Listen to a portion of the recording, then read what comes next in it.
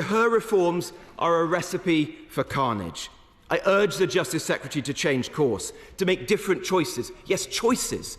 Choices we knew they would make from the day the Prime Minister handpicked Lord Timpson as prisons minister, a man who's on the record saying a lot of people in prison shouldn't be there. 2/3 of them, in fact, he said, that they'd been there for far too long. The Labour Party are clearly ideologically opposed to prison, which is why they're letting criminals off with a get-out-of-jail-free card, rather than deporting the 10,800 foreign national offenders in our prisons. 1 in every 8 cells, and it's rising under her watch. If she's actually serious about keeping violent criminals off our streets and finding the cells that are needed, will she bring forward legislation tomorrow, disapply the Human Rights Act that is stopping us from swiftly deporting foreign national offenders? Mr. Speaker, there are 17,800 prisoners on remand, awaiting trial. Again, that figure has risen under the Justice Secretary. In fact, her own department's figures forecast that it could rise to as many as 23,600. If she's serious, will she commit to taking up the Lady Chief Justice's request for extra court sitting days to hear those cases and free prison spaces?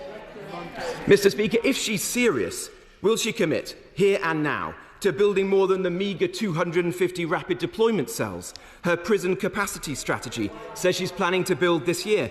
They have been built in 7 months before, and they can be built even faster. If she was serious, she would commit to striking deals with the 14 European countries who have spare prison capacity, renting their cells from them at an affordable price, as Denmark is doing with Kosovo. Mr. Speaker, between 1993 and 1996, her beloved Texas, the state she modelled these reforms on, a state that, by the way, has an incarceration rate 5 times higher than that of the United Kingdom, built 75,000 extra cells. If the government was serious, why can't they build 10,000 in a similar time period? Mr. Speaker, Labour aren't serious about keeping hyper-prolific offenders behind bars. In fact, there's nothing in the Justice Secretary's statement on locking them up or cutting crime, because their party doesn't believe in punishing criminals, and it doesn't really believe in prison.